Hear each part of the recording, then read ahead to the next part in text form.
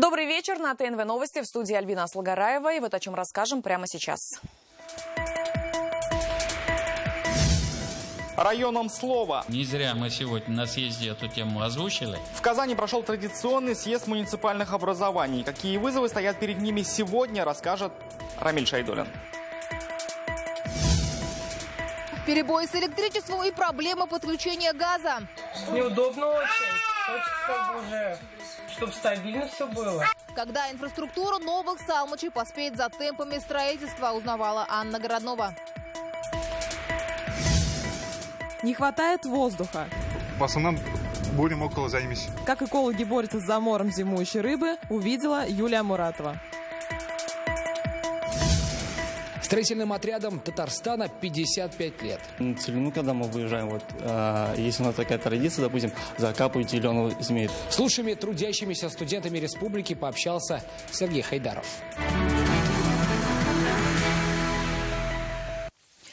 Переход на цифровое вещание, пути развития стратегии 2030, приумножение человеческого капитала. Эти темы стали сегодня ключевыми на съезде Совета муниципальных образований республики. Он прошел в Казани. Провел его Рустам Минниханов. О задачах, с которыми им предстоит столкнуться уже завтра, Рамиль Шайдуллин.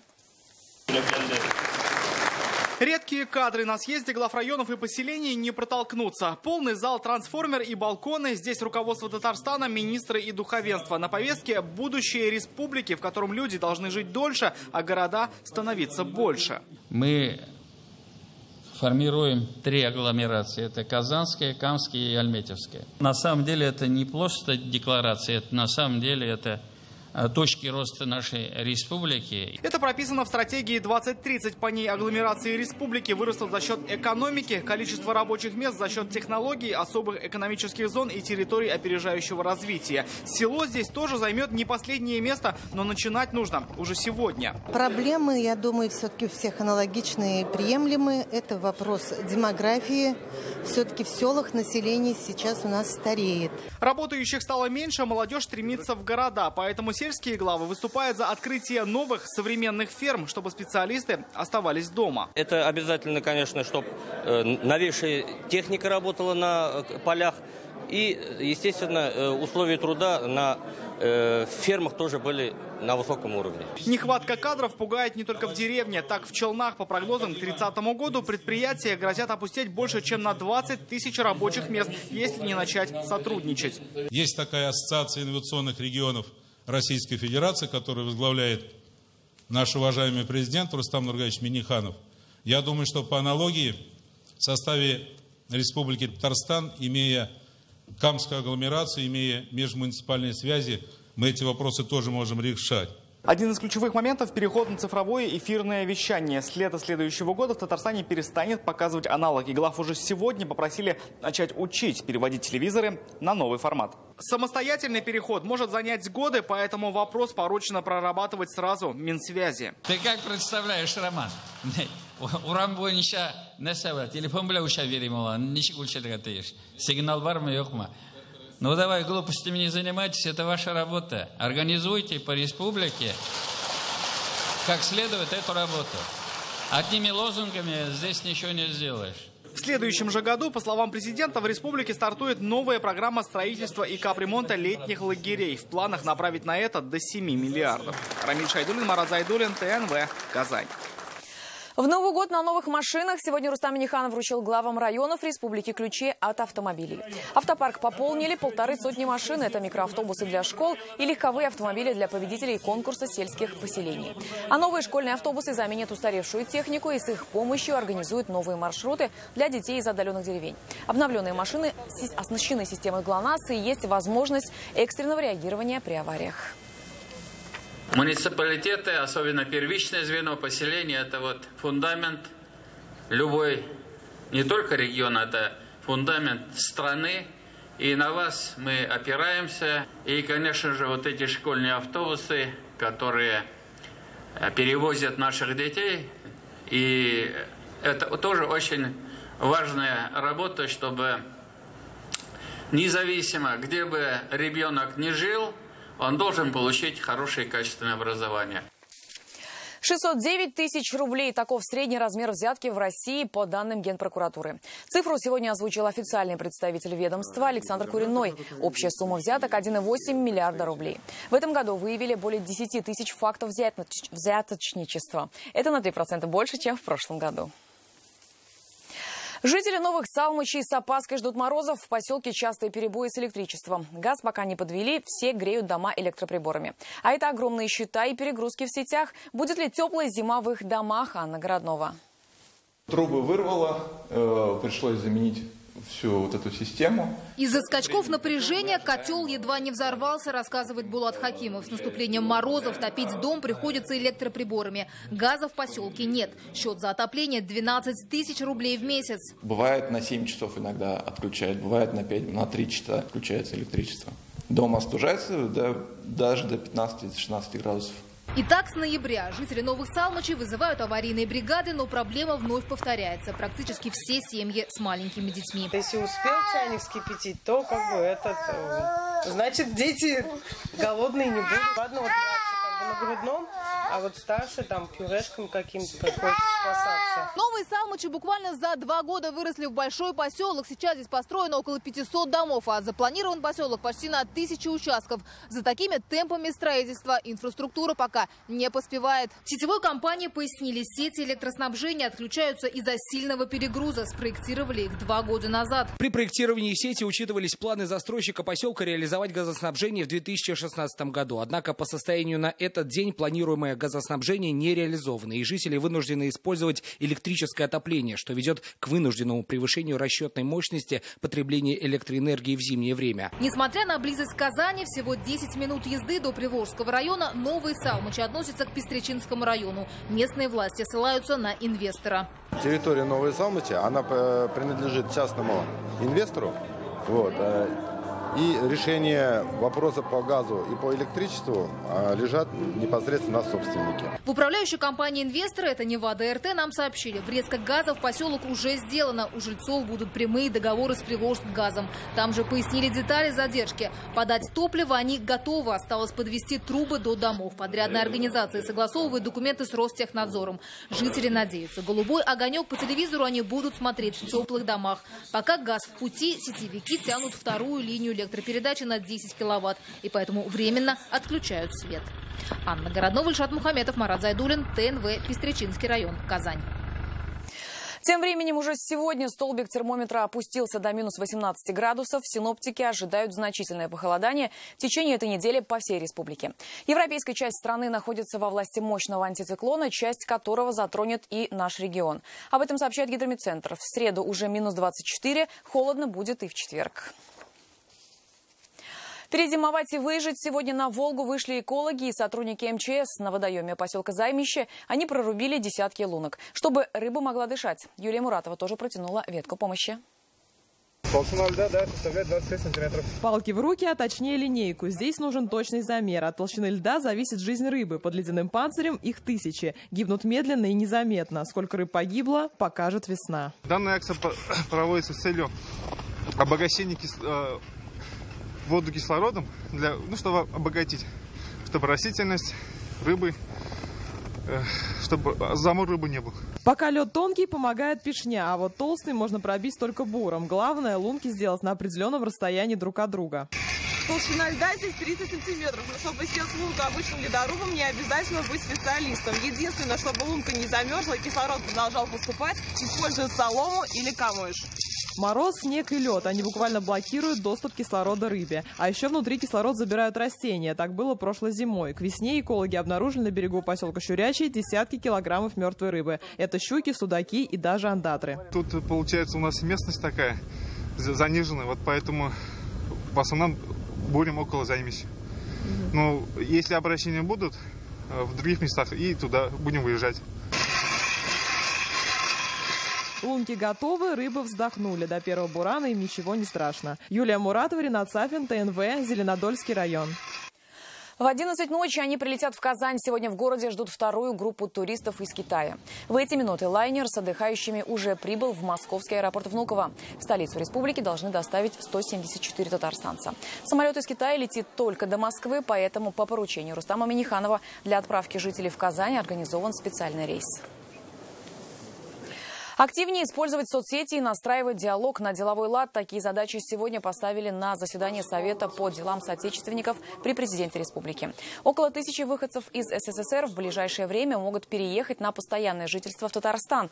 Как отметили, нужно лучше устанавливать связи с нашими соотечественниками. Важно поддерживать диалог с деловыми людьми. Для этого современные технологии, в том числе соцсети. Надо бы выяснить еще раз поглубже, нам на своих заседаниях проанализировать соответствующими министерствами и ведомствами основные причины миграции. Мы знаем причины миграции в Республику Татарстан. Мы примерно представляем. Мы научились и теперь учет этого ведем в Республике Татарстан. Отчетность какая-то появилась. Но нам надо идти в этом направлении дальше, уже изучать отток нашего населения. Особое внимание поддержке татар в других регионах страны и зарубежья. Так, в минувшем году из Татарстана были переданы более 6000 учебников для изучения языка. Республика готова помочь и с подготовкой учителей татарского. Также для популяризации национальных традиций в Москве предложили создать музей татарской культуры. Надо нам ориентироваться на разный уровень владения языком и ни в коем случае не отталкивать неподготовленную аудиторию. Тем более вопросы культуры и идентичности имеют особое значение с учетом намеченной в 2020 году переписи населения. Прикоснуться к легендам и сделать памятное фото. Сегодня такая возможность появилась у пациентов и работников медцентра РКБ в Иннополисе. В преддверии Нового года поздравить их приехали космонавты Антон Шкаплеров и Салижан Шарипов. Такие встречи с героями России уже стали традицией. Год назад Антон Шкаплеров отправил с МКС видео поздравления врачам и поднял в космосе флаг медцентра. Сегодня гости вручили его персоналу, а пациентам пожелали скорейшего выздоровления. Любим Татарстан, космонавты российские, мы сюда часто приезжаем, в Казань, в Альметьевск. И наши друзья, которые давно мы здесь знаем, они имеют здесь хороших друзей в Иннополисе и попросили сделать хорошее, благое дело, что я с удовольствием и сделал. Это новости на ТНВ и далее в программе. Год добровольчества в стране подходит к концу. Все очень просто. Мы приезжаем, мы помогаем, все счастливы. Об его итогах и планах на будущее волонтерского движения расскажет Салават Мухаммадуллин. Строительным отрядом Татарстана 55 лет.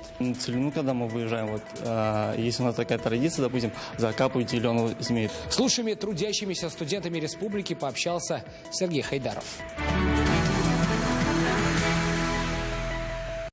Компания РБТ.ру старейшая по продаже бытовой техники. На отечественном рынке работает уже 88 лет. Это сеть розничных салонов бытовой техники и электроники, интернет-магазин и сертифицированный сервисный центр. В ее составе 120 магазинов на территории Башкортостана, Урала, Сибири, Приморья, Поволжья и Татарстана. Уважаемые жители и гости города Казани, с 20 по 23 декабря проходит торжественное открытие второго гипермаркета магазинов бытовой техники и электроники РБТ.ру. Для вас приготовили множество акций и специальных предложений. Приглашаем вас на праздник, ведь девиз нашей компании – доступные цены как в интернете всем нашим покупателям. В РБТ.ру покупатели могут получить профессиональную консультацию, выбрать из широкого ассортимента наиболее подходящую модель техники и приобрести ее по доступным ценам интернет-магазина. Кстати, товары можно выбрать не только на полках магазина, но и заказать по интернету на сайте компании РБТ.ру, не выходя из дома. Доставит его в кратчайшие сроки с подъемом на этаж. Служба поддержки компании круглосуточно принимает заказы, отвечает на вопросы и помогает выбирать товар.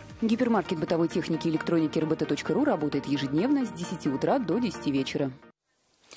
Такого он не ожидал. Сегодня президент WorldSkills International Саймон Бартли заявил о готовности Казани. Цитата. «Я приятно удивлен тем, что я увидел, это можно назвать чудом. Всего через 7 лет после того, как Россия вступила в WorldSkills, мы проводим чемпионат в Казани, и это тоже чудо. Вся работа идет по графику, через 9 месяцев начнется чемпионат. Я лично поздравляю команду, которая занимается подготовкой такого чемпионата». Напомним, мировой чемпионат рабочих профессий пройдет в Казани с 22 по 27 августа. Переход на новую систему обращения с отходами должен быть плавным и не вызывать резкого роста тарифов. Такое заявление сделал премьер-министр страны. В режиме видеосвязи он провел совещание, в котором принял участие Рустам Минниханов. По словам Медведева, операторы смогут использовать полигоны, которые не попали в реестр Росприроднадзора, чтобы сократить расходы на транспортировку. Прорабатывается также вопрос об отмене НДС-услуг регионального оператора. 70% татарстанцев получают госуслуги через интернет. Республика попала в число регионов-лидеров, где население решает свои вопросы онлайн. Об этом сказали в Новосибирске на заседании Совета по развитию цифровой экономики. Кроме нашей республики, в топе Башкортостан и Московская область. От них зависит туристический потенциал городов, настроение жителей и даже экономика страны. Сегодня в Казани подвели итоги года добровольцев России. Сейчас в республике почти 47 тысяч волонтеров из больше чем 900 объединений. Как они провели свой год, сэкономив 16 миллиардов рублей для страны? Салават Мухаммадуллин.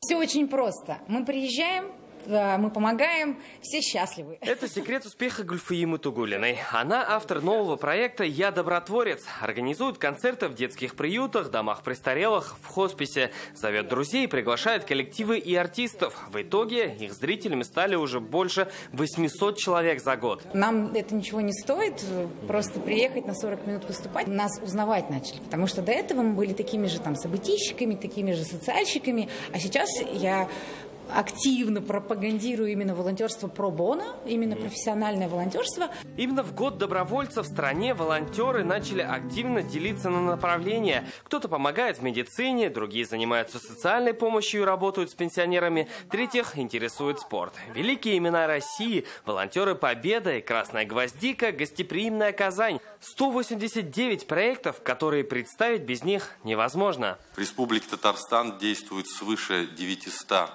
добровольческих объединений с общей численностью 46 900 молодых людей в возрасте от 14 до 30 лет. Вклад добровольцев в ВВП России составляет больше 16 миллиардов рублей в год. И это уже их вклад в экономику. Ведь благодаря волонтерам бюджет страны экономит колоссальную сумму. За 16 миллиардов можно построить, например, 64 детских сада. И эта цифра взята не с потолка. Вспомнить хотя бы чемпионат мира по футболу. В день игр они работали по 10 часов на стадионе, улицах, гостиницах, аэропортах и ЖД-вокзалах. И несмотря на то, что год добровольчества в стране завершается, волонтерское движение планирует расширяться в заданном темпе. Так, в 2019-м в республике откроется ресурсный центр развития добровольчества. А уже в августе в Казани съедутся больше 3000 лучших волонтеров России на мировой чемпионат WorldSkills. Салават Мухаммадуллин, Александр Лобанов, ТНВ, Казань.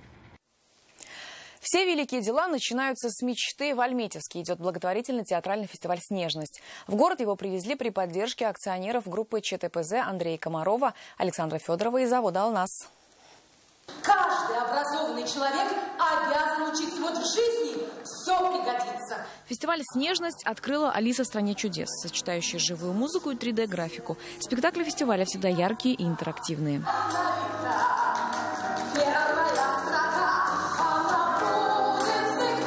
Фестиваль в Альметьевске проходит 8-й раз. По традиции запланированный и адаптированный выездной спектакль для воспитанников школы-интерната детей с особенностями развития. Фестиваль «Снежность» – это один из тех благотворительных проектов, который позволяет детям в преддверии новогодних праздников прикоснуться к сказке. Праздник стал возможным благодаря поддержке акционеров группы ЧТПЗ Андрея Комарова, Александра Федорова и завода «Алнас». Группа ЧТПЗ вносит большой вклад в заботу о подрастающем поколении в Республике Татарстан. Наращивая объемы производства, завод еще и проводит такие фестивали, вкладывается в благоустройство наших дворов, поддерживает футбольный клуб «Наш Алнас». Ежегодно юные зрители и их родители с начала зимы ожидают праздник сказочного волшебства «Снежность». Это море эмоций, это радость для детей. Фестиваль мы посещаем третий год. С каждым годом он у нас богаче, с каждым годом он ярче, интереснее. Мои дети очень любят. За 3 дня постановки посетили более 2500 зрителей. Среди них дети из малообеспеченных и многодетных семей,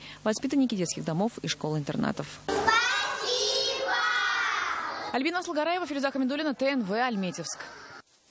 Они первыми осваивали целину, устроили промышленные гиганты и даже приложили руку к созданию космодрома «Восточный». Сегодня 55 лет студенческим строительным отрядам республики. Как на празднике встретились поколения. Сергей Хайдаров.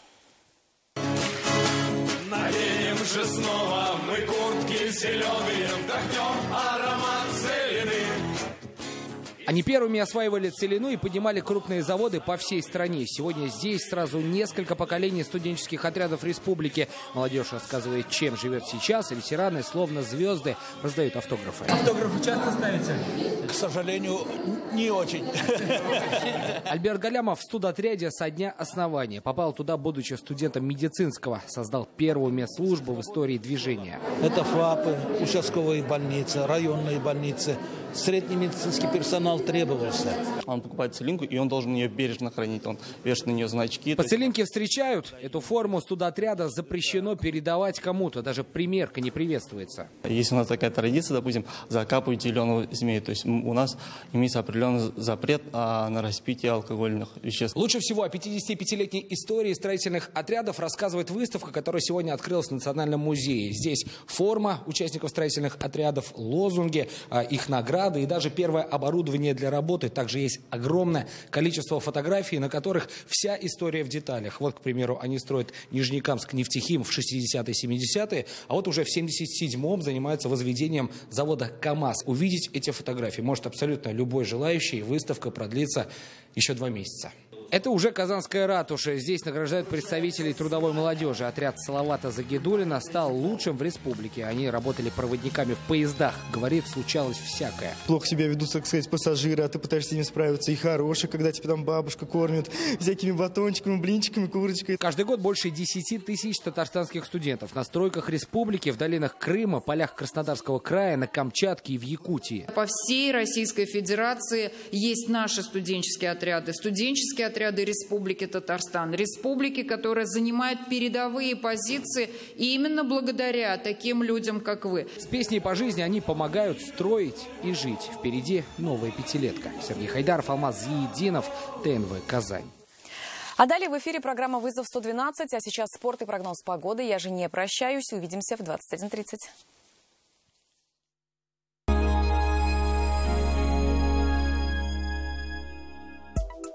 За здоровьем своего организма нужно следить в любом возрасте. Если вы испытываете хроническую усталость, боль, вас беспокоит бессонница, не терпите, срочно обратитесь к специалистам. Онкологические заболевания находятся на 2-м месте по статистике смертности людей после сердечно-сосудистых патологий. В основном это происходит из-за позднего обращения заболевших людей за медицинской помощью. Проходить обследование организма необходимо не только с целью выявления заболеваний на ранней стадии, но и с целью профилактики их возникновения. Профилактика гораздо проще, эффективнее и дешевле, нежели лечение уже возникшей болезни, утверждают специалисты. Внимание! Только до 31 января в рамках акции по профилактике населения Центр медицинской реабилитации приглашает вас на бесплатное обследование суставов и позвоночника плюс анализ на онкологию. Предварительная запись по номеру 8 843 203 32 65 203 33 54.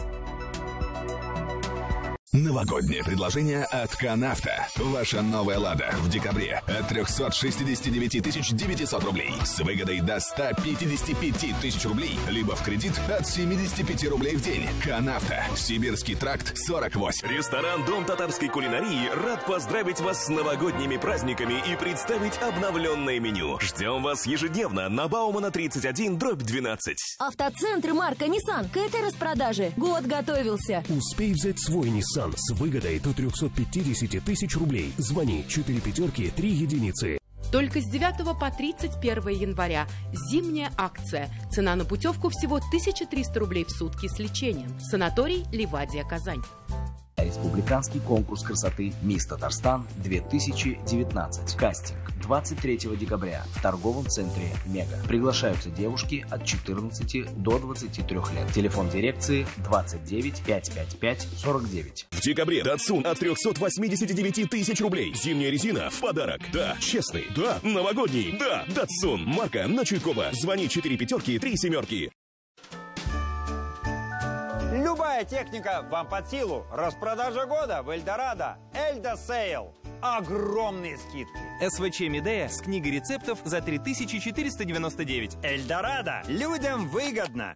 Белкада шок каткыч күннәр. Шәшке тон 57 мең, мутон 7 мең, кайры тон 25 мең. Белка, Татарстан 7.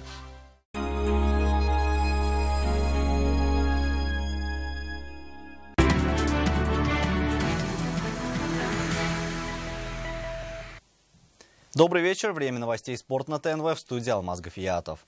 Первое место конференции стало еще ближе. Хоккеисты Ак Барса начали домашнюю серию с победы. К нам пожаловали лидеры Востока игроки автомобилиста. Гости забросили первыми, отличился лучший бомбардир КХЛ Найджел Доус. Этот гол стал 50-м набранным очком канадца в этом сезоне. Дальше игру контролировал Ак Барс. После заброшенной шайбы Джастина Азеведа дубль смог оформить Артем Михеев. Итоговый счет матча 3-1. От первого места нашу команду отделяет всего 2 очка. Следующая игра завтра с Магнитогорским «Металлургом». Александр Красных вернулся в Казань с серебром чемпионата мира. По итогам соревнований наш пловец стал серебряным призером в эстафете 4 по 200 метров вольным стилем. В состав сборной страны на финальный заплыв помимо Красных вошли Мартин Малютин, Михаил Виковичев, Иван Гирев. Российский квартет финишировал с результатом 6 минут 46,84 секунды, уступив лишь победителям команде Бразилии всего 0,03. В общей сложности по итогам турнира сборная России завоевала 14 наград, 6 золотых, 5 серебряных и 3 бронзовые. Наши спортсмены заняли второе место в общекомандном зачете. Сложно сказать, сложно он был или нет, поскольку я просто делал свою работу, и когда я увидел то, что я вроде бы начал догонять, уперся, но не хватило. Я думал, что руку быстрее кинул. Вместо корпоративов и сцен футбольный зал, взамен микрофону футбольный мяч. Лучшие татароязычные творческие коллективы республики сразились в мини-футбольном турнире. Певцы, ведущие журналисты, игроки радиостанций и театров. Всего за главный трофей боролись 8 команд. Ежегодные фавориты не смогли пробиться в финал. За главный кубок в этом сезоне борьбу вели журналисты, чей состав наполовину состоит из сотрудников ТНВ, а также новички, творческая сборная музыкантов. Для выявления победителей потребовалась серия пенальти. Дебютанты выиграли кубок, журналисты вторые, а сборная ведущих завоевала 3-е место. Год паузы пошло всем командам на пользу. Команды, на самом деле, реально подтянулись. И где-то 4-5 фаворитов равных команд в этом году есть, сильных команд. И это все новости спорта к данной минуте. Будьте здоровы, занимайтесь спортом. До свидания.